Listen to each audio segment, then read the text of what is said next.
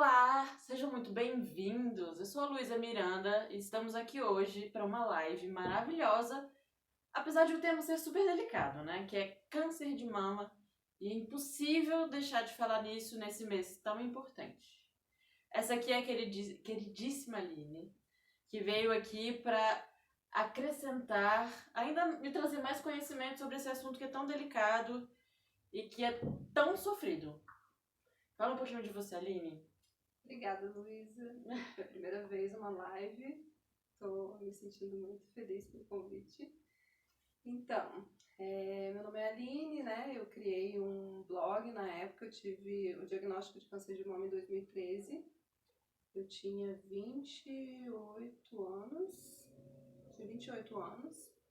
E, como eu sempre digo, foi como se o chão se abrisse sobre os meus pés, sabe? Porque, apesar de eu ser profissional de saúde, na época, inclusive, eu fazia parte do grupo elaborador de diretrizes de detecção precoce do câncer de mama, do Ministério da Saúde, junto com o INCA e tal.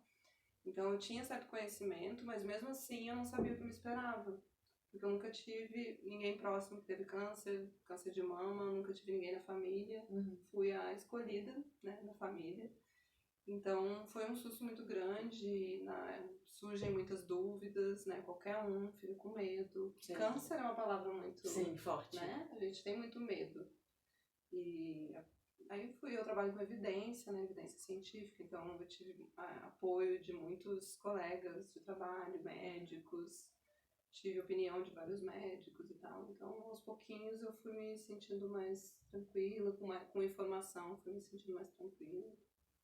E é muito curioso, gente, que, como ela falou, né, a gente às vezes trabalha com aquilo, tá ali igual eu, trabalho com sexualidade, mas isso não significa que o fato de trabalharmos com aquilo que a gente vai saber lidar, né? Exatamente. A teoria é uma coisa, a prática é outra, e o apoio e a informação ainda são, acho que, os melhores recursos que a gente tem em relação a qualquer coisa, né? Exatamente. E na época, quando eu descobri o câncer em abril de 2013, em fevereiro eu tinha defendido meu mestrado, e o tema era o envolvimento do paciente na tomada de decisão em saúde. Uau! Então, assim, eu acredito que todo o meu caminho, assim, foi me preparando, sabe? Apesar de eu não ter ninguém na família, não conheci ninguém, todo esse caminho foi me preparando para eu poder lidar da melhor forma possível com essa doença. E na época eu descobri vários blogs buscando informação e tal. E descobri blogs de mulheres maravilhosas. Uma delas é a Flávia Flores, do Quimioterapia e Beleza, que teve um sucesso gigante, assim, ela tinha muitos seguidores no Facebook e me inspirou a criar esse blog para me ajudar a passar pela doença da melhor maneira possível. Sim. Gente, olha, aproveitem, façam perguntas. O som tá bom aí pra vocês. Se precisar, a gente fala um pouquinho mais alto. Pega o seu celular ali pra gente acompanhar daí. Mandem perguntas, aproveitem, né? Eu acho que existe muito receio. Isso que você falou é maravilhoso. Câncer é uma palavra ainda que traz muita...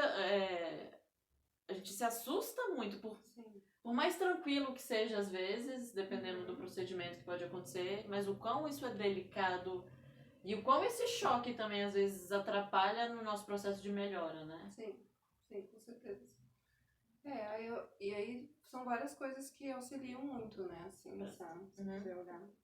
São várias coisas que o apoio da família, dos amigos, então autoestima, trabalhar a autoestima, né, então o blog mesmo, eu tava falando pra Luísa mais cedo, que me ajudou muito ter criado um blog para dividir essa experiência, porque eu tenho família no Brasil inteiro, né, minha família já morei em vários lugares, então eu tenho família no Brasil inteiro e o blog me ajudou também a compartilhar a minha vida, o que eu tava passando com a minha família, com os amigos que ficaram em outras cidades e tal.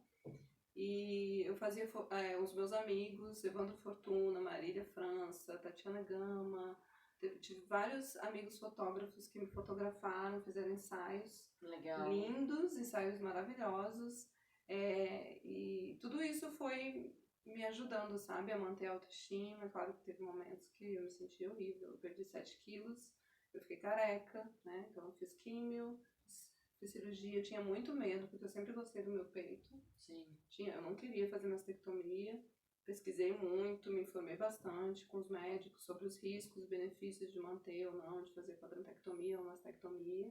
Qual que é a diferença? Explica um pouquinho. Então, a mastectomia é aquilo que a Angelina Jolie fez, né? Inclusive ela fez a preventiva, porque ela tirou a outra mama também, para não ter o risco, e também tirou o útero, o ovário, eu não lembro muito bem como foi a cirurgia dela, mas é porque alguns cânceres de mama, eles têm origem hormonal, né? Então, por isso que tem algumas pessoas que preferem também fazer a esterectomia. Mas aí a mastectomia, ela tira toda a massa, né, mamária, bico do peito e tal, e aí você tem que fazer uma reconstrução, né? Nossa primeira consulta foi muito pesada, foi um médico, meu filho estava junto, foi muito traumatizante, ele explicou como que fazia, então falou que tirava o músculo das costas, puxava pra cá, que revirava e tal. Eu fiquei assim, ai meu Deus. Enfim, era uma cirurgia gigante. Super invasiva, né? Super invasiva, que eu teria que fazer umas 3, 4 cirurgias, sei lá quantas. E, enfim, aí eu fui atrás dessa informação desde o começo para ver se eu poderia fazer a quadrantectomia, que seria só tirar o quadrante, né? O nódulo que eu tive foi no quadrante superior esquerdo, aqui no mão esquerda. E pelo tamanho e tal, pelo tipo de câncer, é claro que depende muito da situação, mas pelo tamanho, pelo tipo de câncer, era possível tirar somente esse quadrante, que é o nódulozinho, e também uma área de segurança ao redor. E aí eu fiz a cirurgia plástica, né, arrumou direitinho e tal. E aí eu mantive minha mama, que não é simétrica hoje em dia, mas eu ainda amo. Maravilhoso. E, enfim, acho que é isso, a informação, né? Você tem informação, isso ajuda muito. E infelizmente não é todo mundo que tem esse acesso, né? Que pode ter opiniões de vários médicos. Então por isso que eu acho que é importante a gente buscar compartilhar, né? Tem muita gente que tem câncer e prefere ficar, não vou falar pra minha mãe. Eu conheci várias pessoas, não falei pra minha mãe, eu falei pra minha mãe depois de meses. Eu não falei pra ninguém, eu fiquei isolada e tal, então...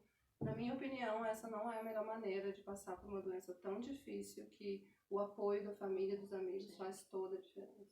Em algum momento você pensou em não fazer nenhum tratamento? Não, na época não. Eu penso hoje em dia, porque é tão difícil. Porque assim, cada vez que eu não sei se você viu quando eu voltei agora, eu passei um ano no Canadá e, enfim, eu não fui no médico lá. Eu fui no médico antes, né? Porque eu tenho plano de saúde aqui e tal. E aí, quando eu voltei, fiz todos os exames de novo e tem alguns exames que são muito dolorosos, sabe? Que é muito difícil essa coisa, essa rotina de hospital, né? Na época foi muito cansativo e continua sendo mesmo, eu tendo que ir só uma vez por ano, é muito cansativo. Tem um exame que eu odeio, que é a tomografia computadorizada com contraste. Como eu fiz quimioterapia, as minhas veias são... Eu não posso mais fazer nada no braço esquerdo, porque eu fiz a cirurgia e tirei todos os linfonodos do braço esquerdo. Então eu não poderia nem fazer a unha com um alicate e tal, mas eu faço, gente. Mas eu não posso tirar pressão, não posso botar agulha e tal, porque tem uma imunidade menor esse braço por não ter os linfonodos. Pouca gente sabe disso, inclusive o enfermeiro que tirou minha pressão logo que eu fiz a cirurgia, tipo, 2 horas depois, ele não sabia, ele foi tirar pressão nesse braço. E eu, como sou profissional de saúde, que sou super curiosa, que vou atrás de todas as informações, eu, moço, o que você tá fazendo? Para! Mas o que acontece se ele medir nesse, por exemplo? É porque, como é mais sensível, então você evita, sabe, mexer nesse braço. Mas até eu já esqueci o que eu tava falando. Tá. Aí, como eu fiz a quimioterapia, as minhas veias ficaram muito fininhas e tal, então é muito difícil hoje em dia pra tirar sangue, pra fazer qualquer coisa, né? Então, pra botar o contraste, super difícil, dói pra caramba. Então, é um pouco... né?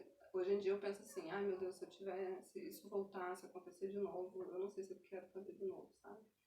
Mas assim, é um sentimento que bate e vai embora, porque hoje em dia, câncer de mama, a chance de cura é gigante, tem tratamentos, tem cada vez mais tratamentos. Então, é um pensamento bobo, né? Mas que tem uma base que é o cansaço, é o estresse, que não é fácil. E a família? Como é que ficou isso, assim, de, Desde quando você descobriu, você falou que ficou um pouco na sua, como é que foi levar isso pra família? Eu, desde o começo, assim, quando eu tava com a suspeita, eu já compartilhei com minha família. O meu pai, ele é um cara muito da paz e tal. Eu tenho uma prima até que fala que ele parece um monge budista. Ele é muito da paz, ele é cheio de fé, ele tem muita fé. Então, quando eu falei pra ele, ele, tipo, eu até fiquei chateada com ele, porque ele falou assim, vai dar tudo certo. Eu tava desesperada, arrancando os cabelos, morrendo, tava assim, ai... E meu pai, calma, vai dar tudo certo. Eu até achei assim, não, ele não tá... Ele não sabe o que tá acontecendo ainda, não né? tem noção do que tá acontecendo, do que eu vou passar, sabe? Mas assim, a família me deu muita força. Eu acho que é muito difícil pra família, porque eles estão sofrendo também. Sim. Sofrendo muito, talvez até mais, porque é muito difícil pra quem é pai e mãe, né? Eu sou mãe de um menino que vai fazer 15 anos no mês que vem.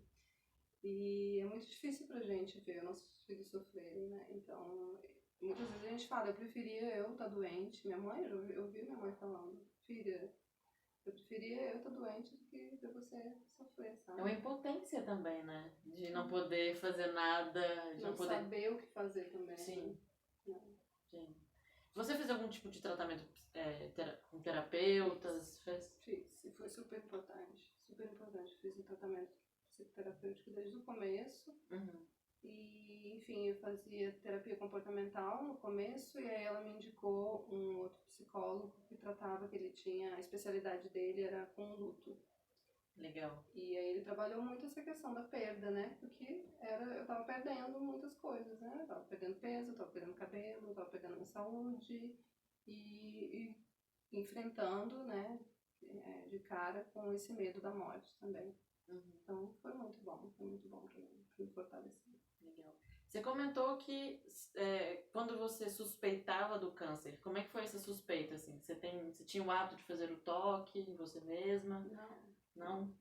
Não, mas eu conheci meu corpo, né? Eu acho que nós mulheres, a gente se conhece, mas a gente se cuida mais, né? A gente vai no ginecologista todo ano, você faz o preventivo todo ano. Uhum. E é muito importante isso, né? Se conhecer. Perfeito. Inclusive eu vi a tua postagem, né, esses dias sobre o toque e tal. É um pouco controverso, tem alguns profissionais, alguns guidelines internacionais que hoje em dia eles não recomendam mais o toque. Porque você pode ter falso positivo ou falso negativo e tal, né? Você pode gerar muito estresse e às vezes não é nada, enfim. Sim. Mas tem muito a ver, né? O toque e o se conhecer. Então, perfeito. O que eles falam hoje em dia é esse awareness. É você conhecer seu corpo, saber ficar atento a mudanças, né? Principalmente nós mulheres, porque o câncer de mama ele é muito prevalente. Então, eu sentia um nódulozinho, assim, que eu nunca tinha tido. Eu ficava, uai, parece que tá maior. Tipo, uns 3 meses depois, 4 meses depois, esse negócio tá crescendo. Aí eu conversei com umas amigas e umas falavam, aqui pode ser só gordura, não sei o quê, um nódulozinho, cistozinho. Aí outras amigas, eu tenho 3 cistos, eu tenho que acompanhar, não sei o quê.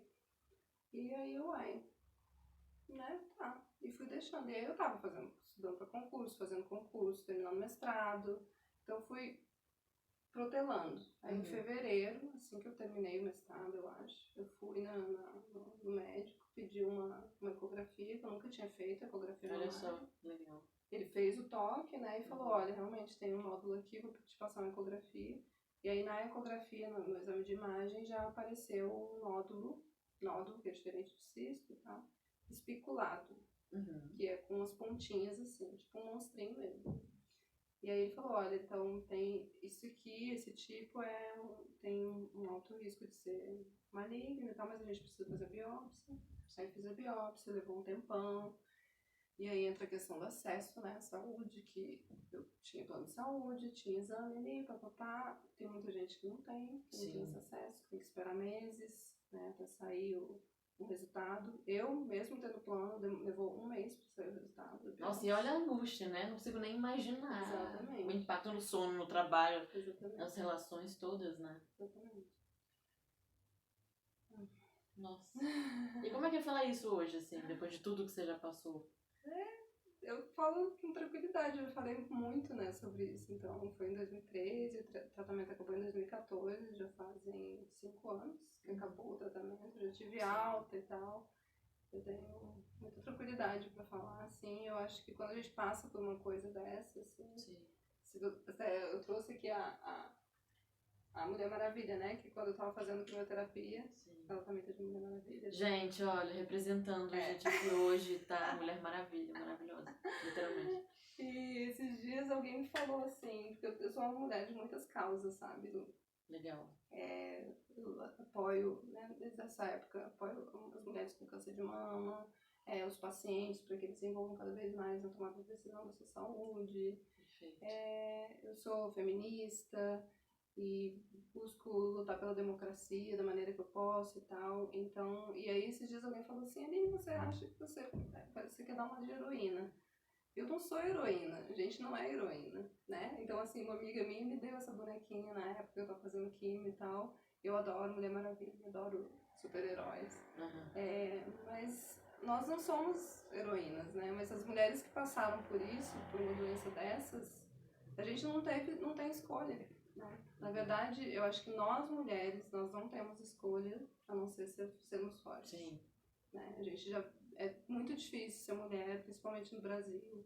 É todo dia, é uma luta para que a gente se mantenha viva, para que a gente busque... Se mantenha viva, é muito triste isso, É né? muito triste, né? Você vê... Sim. No meio do ano, desse ano, teve, eu acho que 18 mulheres assassinadas pelos seus companheiros e ex-companheiros. E eu estava em Vancouver, no Canadá. E em Vancouver, no Canadá, numa cidade que tem mais ou menos a mesma população de Brasília, eu acho que teve o número de mortes total, foi tipo 1/3 do número de mortes de mulheres em Brasília. Em Brasília. Nossa. Então, assim, pesado. Né, nós mulheres nós não temos opções, as mulheres, nós não temos outra opção. E a mulher que viveu, que passou por essa doença, câncer de mama, não teve outra opção a não ser ser forte. Sim. Né? Ser forte pela tua família, Sim. pela tua vida, pelo teu filho, pelo filho que você tem que cuidar. Sim. E como é que ficou, assim, a questão da sua sexualidade? Porque, né, e antes de passar para isso, voltando um pouquinho, da importância, mulherada, de nós entrarmos em contato com o nosso corpo no dia a dia, porque às vezes eu falo para minhas pacientes assim, até cheirar a calcinha a gente tem que criar o hábito. Porque às vezes parece, nossa, por que eu faria isso, né? Mas como é que a gente sabe se tá normal ou não se a gente não tem um hábito de sentir o próprio cheiro? Falar, não, esse cheiro aqui... Eu não tô falando pra lamber a calcinha não, tá, gente? Tô falando pra você sentir o cheiro e às vezes ver a textura. Sim. O quanto que isso é importante, o quanto isso diz sobre o nosso cuidado, que é tão sutil, não demora 1 minuto pra gente fazer, às vezes, esse check-up diário, de, sei lá, quando for tomar banho, olhar tudo, não tomar aquele banho apressado, só passar água, creme, mas não, deixa eu olhar, deixa eu chegar pertinho do espelho e ver como é que tá meu rosto, se tem alguma coisa diferente. É o autocuidado, né? Porque é isso, nossa, como faz diferença? Eu, às vezes, crio o hábito de, sei lá, uma vez por semana, pra mim, assim, de eu vou me depilar, que às vezes é o momento que a gente pega o espelhinho também, pra ver como é que estão as coisas, se tá tudo no lugar. Porque se deixar, e a gente tem medo de descobrir, né? Então também tem esse risco de, se eu tenho muito autocuidado, eu vou talvez descobrir. Sim. Porque tem até aquele ditadozinho, só é doente quem vai ao médico, né? Quem faz exame. Só tem AIDS quem faz exame. E é isso. Eu particularmente morro de medo de um dia descobrir alguma coisa. Mas é delicado. Eu vejo isso muito nos homens, assim. Os homens não se cuidam tanto, né? Isso é que eles morrem mais cedo e tal. Sim. O índice de suicídio nos homens é maior. Sim, sim. Mas eu acho que a gente tem essa coisa do cuidado um pouco maior, né? Mas mesmo assim, na correria do dia a dia e tal, né? Como eu falei, eu demorei meses pra checar, pra investigar. Porque eu tava na correria e tal, não sei o quê. Então isso é muito importante, esse autocuidado, esse dia, né? Fazer uma hidratação no cabelo, botar um óleo de coco. Até porque às vezes é nesse cuidado que a gente vê, tá caindo o cabelo aqui. Sim, sim. Fazer uma massagem, passar um hidratante, fazer uma massagenzinha pra, né? Celulite e tal, fazer uma drenagem linfática. Gente, que saudade eu quero. Fazer a unha. Um dia de beleza, né? De princesa. Muito bom, muito bom. Que delícia. delícia. Mas a questão, como é que ficou a sua vida sexual, assim? Não deve ter ficado, né? Mas como é que ficou a autoestima do ponto de vista do corpo, do toque? Sim. Essa é uma história que é um pouco mais difícil pra mim pra falar. Porque na época eu tinha um namorado e isso é uma coisa que as relações, elas também é complicado, né? O câncer, ele também mexe com as relações, com os relacionamentos que a gente tem. Então eu tinha um namorado na época que eu era muito apaixonada e eu tava fazendo exames e tal, e eu peguei e falei pra ele, você vai estar comigo quando eu ficar careca, quando eu ficar magrela? E ele falou, eu não sei. A gente tava junto há 1 ano e meio. E eu não entendi. Na época eu fiquei muito mal. Eu fiquei assim, como assim? Porque se fosse eu... Porque isso foi uma coisa que o terapeuta tratou também. Aline, a gente não pode esperar que os outros façam o que a gente faria no lugar deles. Sim. Então ele te deu o que ele tinha que te dar, né? E ele foi sincero. Ele falou, olha, eu não sei se eu vou ficar com você, se eu vou dar conta. E eu fiquei acabada, imagina. Aí passando pelo diagnóstico e tal, fiquei acabada emocionalmente, já. Aí eu acabei o relacionamento. E aí eu fiquei, acho que 3 semanas longe dele e tal, sofrendo pra caramba. E aí eu, cara, não dá, eu preciso dele, eu preciso dessa pessoa. Sim. E fui atrás. É um ponto seguro também, né? Exatamente. Pedi pra voltar e tal. E a gente voltou. Mas infelizmente eu passei o restante do relacionamento insegura, né? Pela situação que eu tava, pelo contexto. E também por eu ter pedido pra voltar e ele ter voltado. Eu fiquei achando que ele voltou só por pena, só por obrigação. Mas mesmo assim, a gente ficou junto, teve muitos momentos felizes, ele me ajudou muito, ele me levava pra químio, foi uma pessoa ótima. E a gente continuou mantendo relação, ok, né? Talvez eu acho que eu fiquei um pouco mais insegura, talvez dê mais uma pirada, né? Ciúme, essas coisas, porque eu tava com a autoestima lá no pé. Mas a gente continuou mantendo relação sempre, foi tudo ótimo, não tive problema de falta de desejo. Que legal. Eu acho que essa coisa de tentar sempre tentando manter a autoestima, ele foi muito gentil, sabe? Ele nunca falou, não, você tá feia, não sei o que, ele era, sabe? Ele tentava me cuidadoso, ajudar. né? Foi cuidadoso, né? Porque eu já me sentia horrorosa. Assim, eu acho que o cabelo, né? O nosso cabelo é muito... A gente perdeu o cabelo, é muito impactante, assim. Você sobrancelha também, né? Nossa, o cílio, né? Então, não é fácil. A gente até mexe no nosso aqui falando, não, tá tudo bem. Não é fácil. Mas deu tudo certo, assim. E aí eu tomo um medicamento que talvez seja pro resto da vida. A princípio eram 5 anos, depois estou com 10 anos, e aí hoje em dia a médica fala, olha, as evidências hoje em dia dizem que talvez você tenha que tomar pra vida toda, vamos esperar. Você vai tomando, vamos esperar, vamos ver o que as evidências mais pro futuro dizem.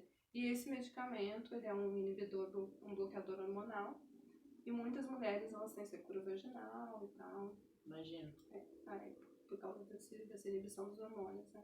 Mas aí eu também sempre acompanhei com o ginecologista, ele sempre falou, usa lubrificante, base d'água e tal. E esse medicamento também ele pode reduzir libido, mas graças a Deus eu nunca tive esse problema.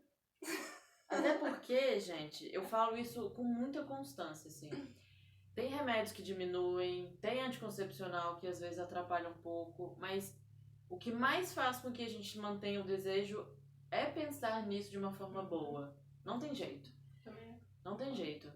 Eu ainda tomo antidepressivo por conta de um evento que eu tive, tenho DIU, e isso não afetou em nada, assim. Porque eu tenho o cuidado, porque eu sei que é importante pra minha saúde, não só com o meu parceiro, mas com o meu bem-estar. De, não, hoje eu vou tirar um dia pra eu cuidar da minha sexualidade, ler umas coisas legais, desenvolver um pouco o meu repertório. Porque sexo também tem que ser uma coisa lúdica, tem que ser leve, tem que ser divertido. Porque senão o que sobra, né? O resto da vida já é tão pesado, a cobrança já é tanta, a gente já se cobra tanto. Se a gente não se permite ter momentos de leveza, fica difícil, né? Se estimular, né? Ler alguma coisa que te estimule, enfim, se acarinhar, né? Esses dias você até compartilhou um texto dos homens, falando sobre os homens se acarinhar. Né? Se tocar, porque não é só se masturbar. Né? A gente precisa tocar, né? Sentir nossa pele e tal. Então, Acho que tem muito a ver com isso também, assim, a gente ter noção aqui, né, psicologicamente, mentalmente, de que a sexualidade faz parte da nossa vida, do cotidiano, que é muito importante. E que sexo faz parte, mas sexualidade não é sexo. Sexualidade tem a ver com o decotezão maravilhoso de estar aí hoje com, né, colocando os peitos lá pra jogo, porque isso é gostoso, né? É gostoso quando a gente olha no espelho e a gente sente bem com aquilo que a gente tá vendo. Eu acho que isso, nossa, não tem preço, assim. E eu acho que todo mundo que tá nos vendo e ouvindo, que fique essa dica, assim. O cuidado, ele é muito sutil. A gente não precisa dedicar uma manhã, a gente não precisa passar horas no salão. Tem a ver com o nosso cuidado diário, através do tempo de qualidade que a gente tem com nós mesmas, com as pessoas que nós amamos e que realmente acrescentam na nossa vida, né? Eu acho que tá aberto também a conhecer pessoas que têm uma experiência diferente só porque ela é diferente daquilo que você vive, sabe? Tanto que isso é gostoso. Eu, gente, conheço a Aline pelo Calango Careta, já falei várias vezes aqui no meu Instagram. E é a primeira vez que a gente tá sentando pra conversar. Então, assim, teve que ter um assunto desse pra que talvez a gente sentasse pra se conhecer um pouco melhor. E como eu tô adorando, ela provavelmente vai vir mais vezes. Porque como é bom a gente ter por perto pessoas que queiram falar sobre as dificuldades também. Porque falar de coisa boa a gente tem um Instagram suficiente pra isso já. Né? E quanto que é importante realmente a gente mostrar que não é fácil, que é difícil, desculpa o termo, assim, pra caralho, a gente ser forte, porque demanda muita energia, né?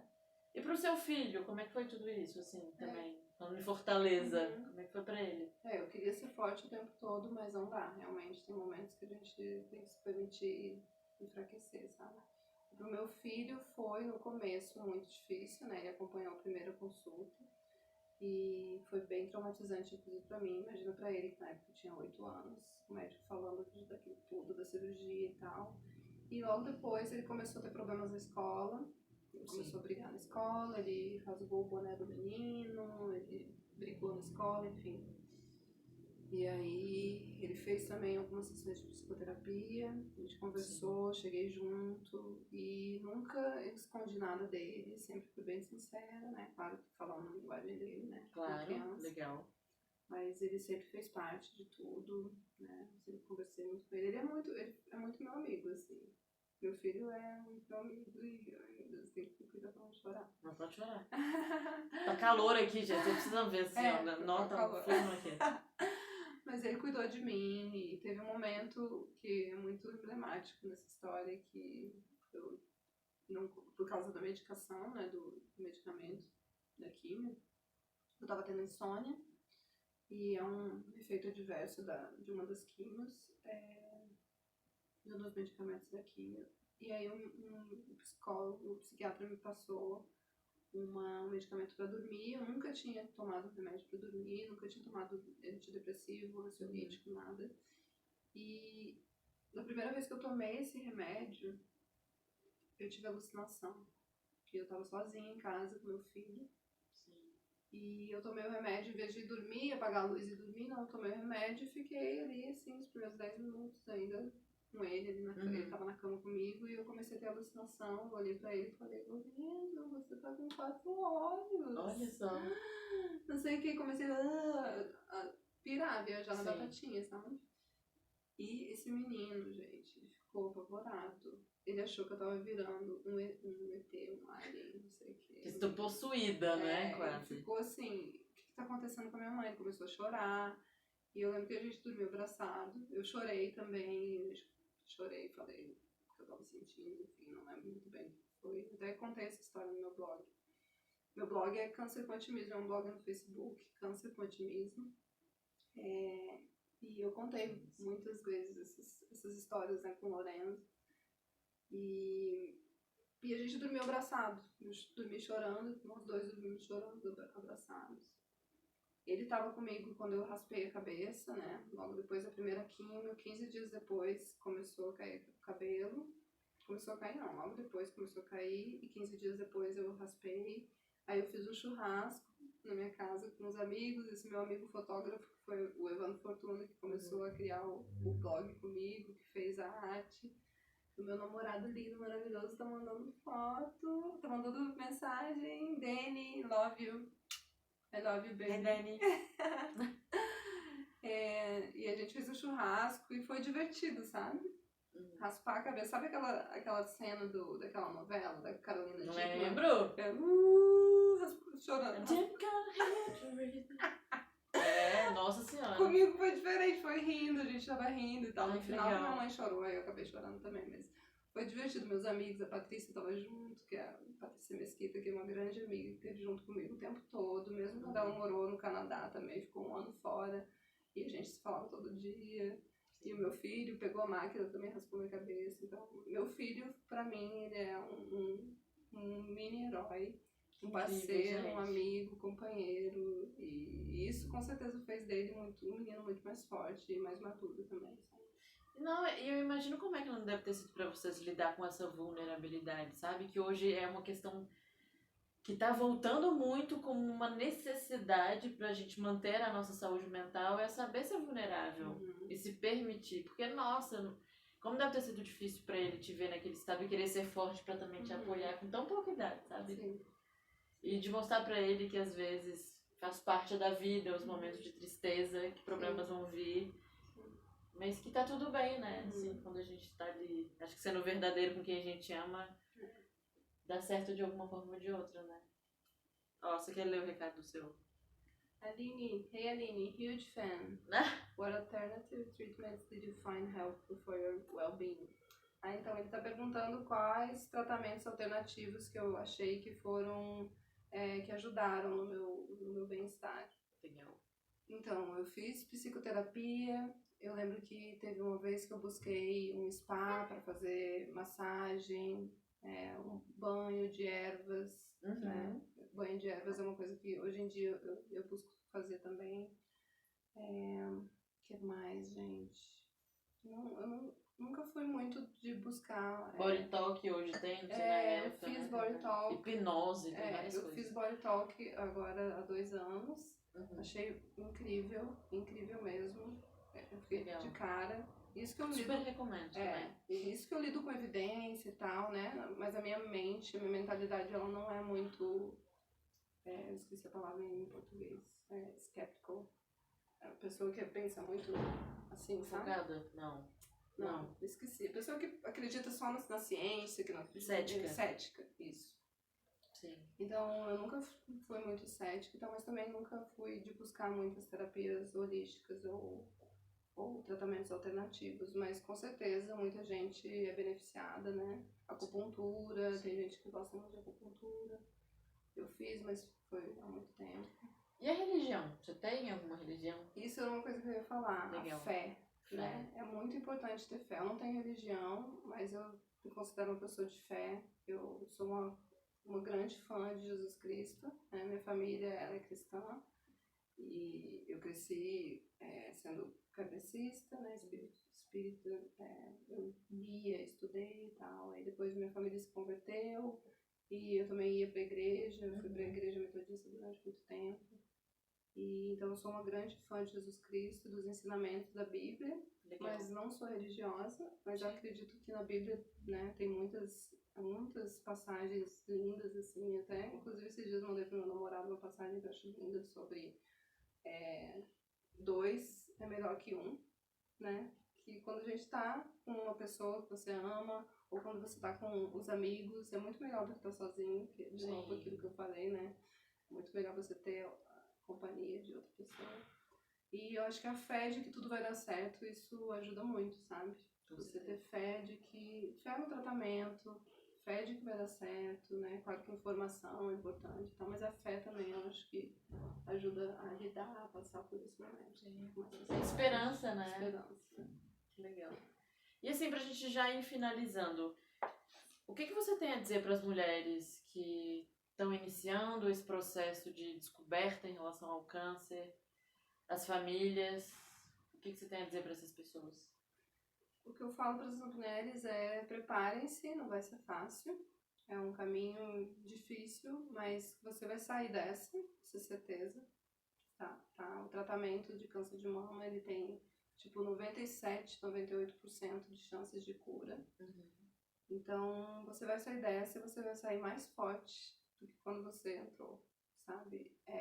Isso eu acredito muito de que as dificuldades na vida, elas vêm para tornar a gente mais fortes. Sim. Eu acredito muito que Deus não dá nada, não dá um peso maior do que a gente pode carregar. Maravilhoso. Então, isso é até uma coisa que às vezes eu converso com Deus, que eu falo assim, Deus, por favor, né? Deu, chega. Ajuda aí, né? Poxa. Porra, eu vou ter que ir pra academia muito, malhar a coxa e tal, pra carregar tanto fardo, porque eu tô cansada. Eu tenho uma amiga que fala... Por agachamento já não quero. Tem uma amiga que fala, Aline, deu, né? Chega de sofrer. Ai, mas Deus não dá peso maior do que a gente pode carregar e a gente sai mais forte, né? Sai mais forte, com certeza. E finalizando dizendo o seguinte, outro dia eu vi uma reportagem falando que em 5 anos aumentou em 70% o uso de pessoas, o uso de medicamentos para depressão, enfim, por nós, né? Trazendo a questão do sofrimento, assim, eu acho que a gente está vivendo uma época em que as pessoas estão tendo muita dificuldade de aceitar o sofrimento como parte do crescimento. Sim. E eu acho que é uma das piores escolhas, de uma forma geral, porque se a gente não sofre, a gente não entra em contato com aquilo que pode ser melhorado. Sim. E aí a gente, na verdade, se torna pessoas medíocres. E isso é muito complicado. Então, assim, gente, você não precisa sofrer sozinho. Ninguém precisa sofrer sozinho. Mas sofrer é importante. E do ponto de vista histórico, é o que fez com que a sociedade evoluísse como sociedade. Então, assim, vamos tentar ser vulnerável quando for viável, porque eu entendo que é difícil ser vulnerável o tempo todo. Mas tenham pessoas por perto que vocês possam falar, tenham psicólogos de confiança, tenham pessoas que possam ouvir, possam te escutar sem o julgamento, mas o acolhimento. Eu acho que a gente tem que praticar isso de uma forma mais verdadeira e diária. Né? Hoje eu ainda postei uma fotinho eu esqueci o nome dela agora. Mas eu falei sobre isso. O acolher é o meu verbo favorito, sabe? Acho que é muito importante a gente se sentir acolhido, é muito importante a gente falar sobre os nossos problemas, né? Você se abrir. Então, saúde mental é muito isso. Que é uma coisa que a gente tem falado cada vez mais para os homens, principalmente. Homens, falem sobre os seus problemas, falem o que vocês estão sentindo, né? Porque a gente sente e é ok, é normal. Normal, é ok você se colocar como vulnerável, você sofrer por amor, é normal, você é um ser humano. Então, eu acho que você falar, comunicar, isso é muito importante. Sim, importante mesmo, como você falou. E ó, então eu vou te dar aqui, ó, gente, olha aqui, tipo, o Oscar vai pra Aline, que veio aqui hoje, gente, amei. Obrigada, e eu vou te convidar outras vezes, tá? Mas, ó, parabéns, o Oscar vai pra você. Obrigada. Gente, obrigada, maravilhosa. Obrigada. Gente, muito obrigada pela gente. participação, pelo carinho de ter ouvido isso. Passem essa live para outras pessoas, quem quiser eu deixo o link, eu acho que é muito importante. Quanto mais informação e mais conhecimento, melhor para todo mundo. Isso. Beijos. Nós vamos tomar o nosso vinho agora com calma. E agora a gente vai falar um pouquinho de besteiras e deixar o profissional de lado um pouquinho. Né? Beijão. Beijo, até a gente. próxima. Obrigada. Até.